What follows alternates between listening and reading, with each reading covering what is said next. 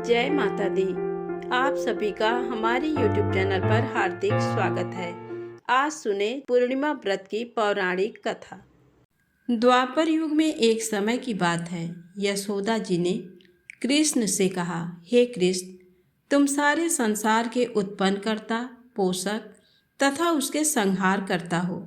आज कोई ऐसा व्रत मुझसे कहो जिसके करने से मृत्यु लोक में स्त्रियों को विधवा होने का भय न रहे तथा ये व्रत सभी मनुष्यों की मनोकामनाएं पूर्ण करने वाला हो। श्री कृष्ण कहने लगे, हे माता, आपने अति सुंदर प्रश्न किया है। मैं आपसे ऐसे ही एक व्रत को सविस्तार कहता हूँ। सौभाग्य की प्राप्ति के लिए स्त्रियों को 32 पूर्णमासियों का व्रत करना चाहिए। इस व्रत के करने से स्त्रियों को सौभाग्य संपत्ति मिलती है। ये व्रत अचल सौभाग्य देने वाला एवं भगवान शिव के प्रति मनुष्य मात्र की भक्ति को बढ़ाने वाला है।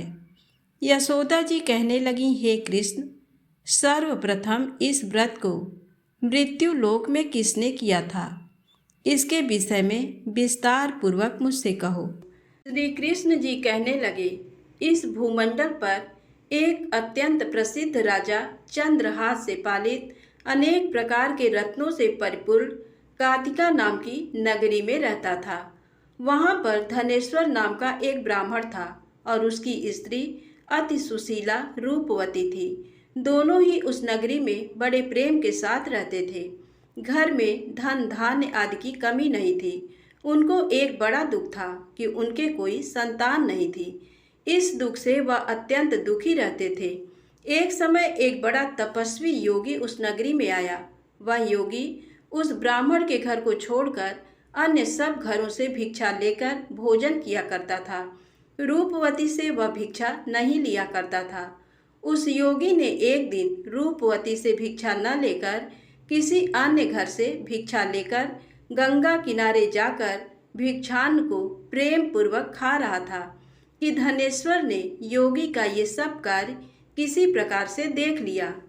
अपनी भिक्षा के अनादर से दुखी होकर धनेश्वर योगी से बोला, महात्मन, आप सभी घरों से भिक्षा लेते हैं परंतु मेरे घर की भिक्षा कभी भी नहीं लेते। इसका कारण क्या है? योगी ने कहा कि निसंतान के घर की भीख पतितों के अन्न के तुल्य होती है और जो पतितों का अन्न खाता है वह भी पतित हो जाता है। क्योंकि तुम निसंतान हो अतः पतित हो जाने के भय से मैं तुम्हारे घर की भिक्षा नहीं लेता हूँ। धनेश्वर ये बात सुनकर अपने मन में बहुत दुखी हुआ और हाथ जोड़कर योगी के पैरों पर गिर पड़ा तथा आर्त भाव से कहने लगा, हे महाराज, यदि ऐसा है तो आप मुझको पुत्र प्राप्ति का उपाय बताइए। आप सर्वज्ञ हैं, मुझ पर अवश्य ही ये कृपा कीजिए। धन की मेरे घर में कोई कमी नहीं, परंतु मैं पुत्र न होने के कारण अत्यंत दुखी हूँ। आप मेरे इस दुख का हरण करें, आप सामर्थ्यवान हैं। ये सुनकर योगी कहने लगे, हे ब्राह्मण, तुम चंडी की आराधना करो। घर आकर उसने अपने स्त्री से सब वृत्तांत कहा और स्वयं तप के निमित्त वन में चला गया। वन में जाकर उसने चंडी की उपासना की और उपवास किया। चंडी ने 16वें दिन उसको स्वप्न में दर्शन दिया और कहा, हे धनेश्वर, जा, तेरे पुत्र होगा, परंतु वह 16 वर्ष की आयु में ही मृत्यु को प्राप्त हो जाएगा। यदि तुम दोनों स्त्री पुरुष 32 पूर्णमासियों का व्रत विधि पूर्वक करोगे तो वह दीर्घायु होगा। जितनी तुम्हारी सामर्थ्य हो आटे के दिए बनाकर शिव जी का पूजन करना, परंतु 32 पूर्णमासी हो जाने चाहिए। प्रातःकाल होने पर इस स्थान के समीप ही तुम्हें एक आम का वृक्ष दिखाई देगा। उस पर तुम चढ़कर एक फल तोड़कर शीघ्र अपने घर चले जाना। अपनी स्त्री से सब वृत्तांत कहना। ऋतु स्नान के पश्चात वह स्वच्छ होकर श्री शंकर जी का ध्यान करके उस फल को खा लेगी। तब शंकर भगवान की कृपा से उसको गर्भ हो जाएगा। जब वह ब्राह्मण प्रातः काल उठा तो उसने उस स्थान के पास ही एक आम का वृक्ष देखा जिस पर एक अत्यंत सुंदर आम का फल लगा हुआ था।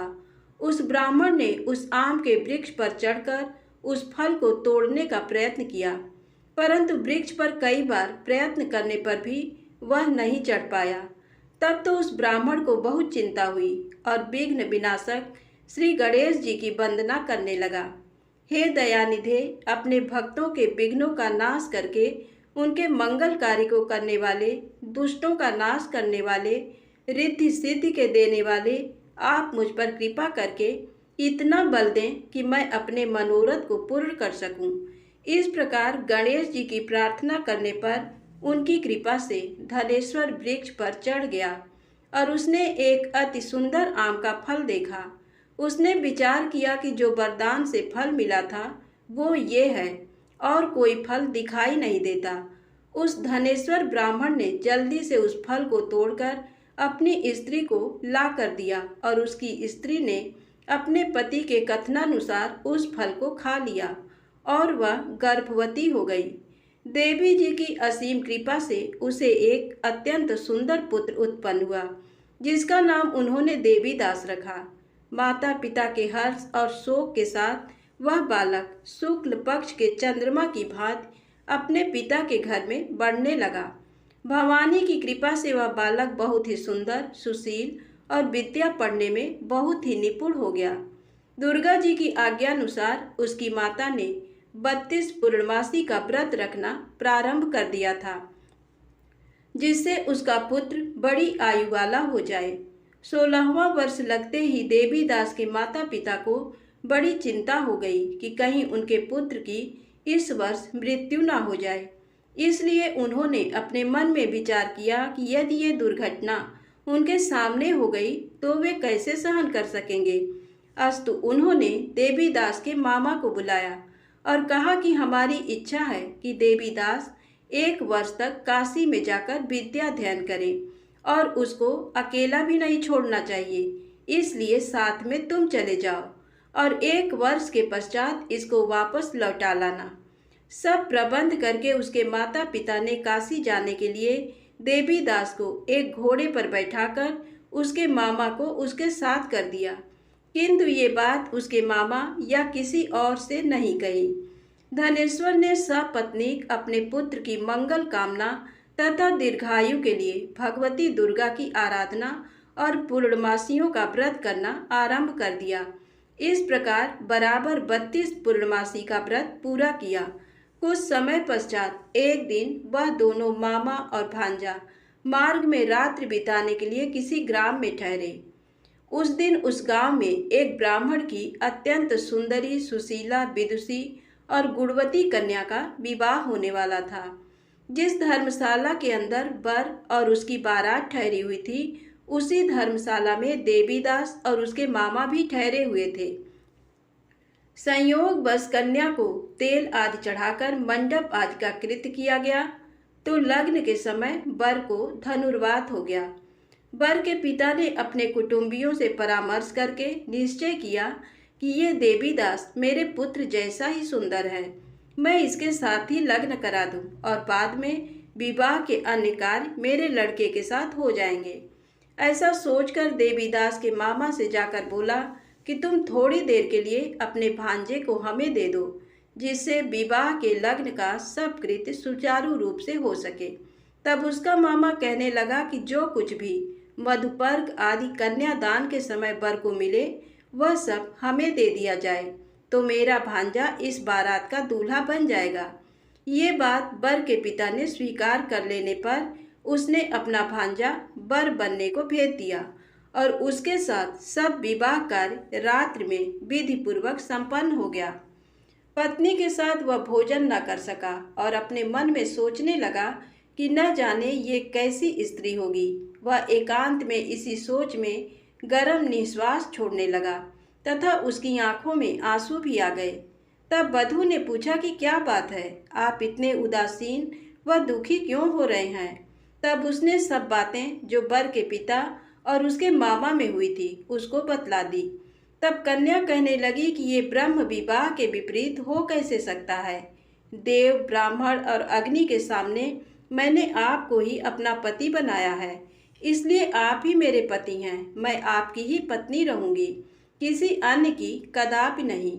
तब देवीदास ने कहा, ऐसा मत करिए, क्योंकि मेरी आयु बहुत थोड़ी है। मेरे पश्चात आपकी क्या गति होगी, इन बातों को अच्छी तरह विचार लो। परंतु वह दृढ़ विचार वाली थी। बोली कि जो आपकी गति होगी वही मेरी गति होगी।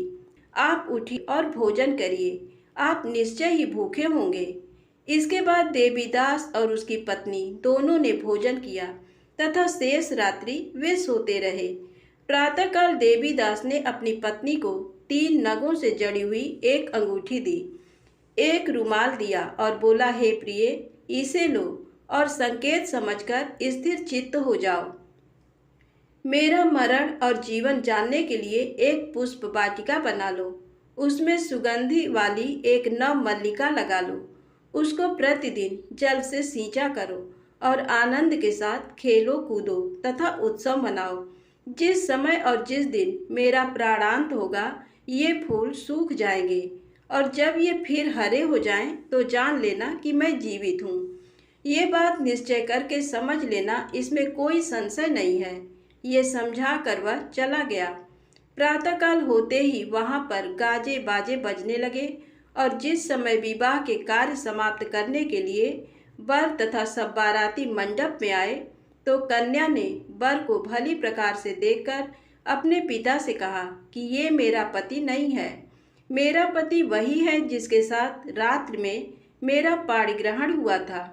इसके साथ मेरा विवाह नहीं हुआ है। यदि ये वही है तो बताए कि मैंने इसको क्या दिया।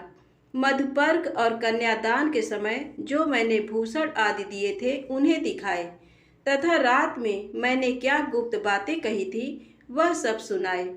पिता ने उसके कथनानुसार वर को बुलवाया। कन्या की ये सब बातें सुनकर वह कहने लगा कि मैं कुछ नहीं जानता। इसके पश्चात लज्जित होकर वह अपना समूह लेकर चला गया, और सारी बारात भी अपमानित होकर वहां से लौट गई। भगवान श्री कृष्ण बोले, हे माता, इस प्रकार देवीदास काशी विद्याध्ययन के लिए चला गया। जब कुछ समय बीत गया तो काल से प्रेरित होकर एक सर्प रात्रि के समय उसको डसने के लिए वहां पर आया।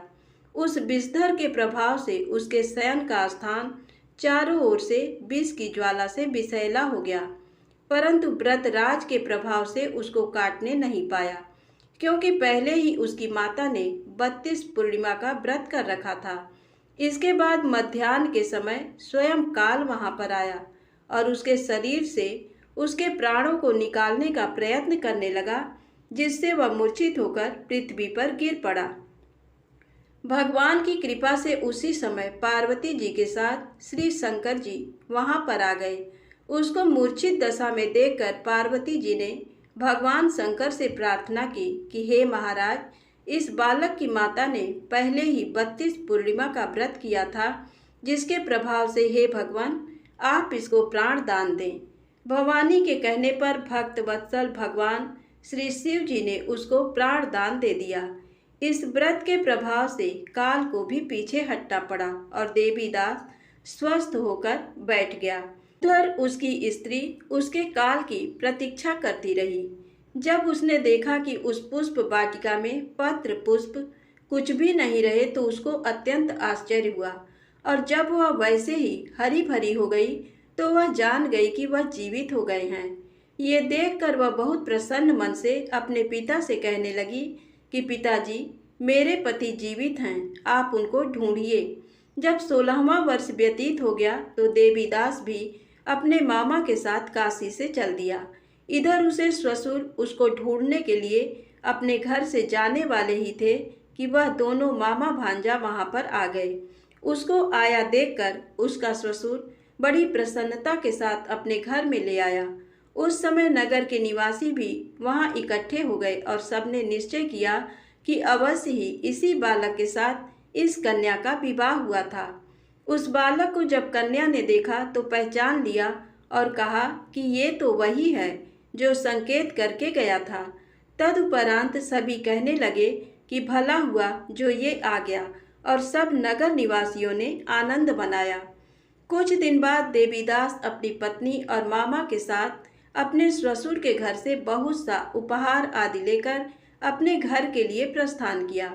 जब वह अपने गांव के निकट आ गया तो कई लोगों ने उसको देखकर उसके माता पिता को पहले ही जाकर खबर दे दी कि तुम्हारा पुत्र देवीदास अपनी पत्नी और मामा के सहित आ रहा है।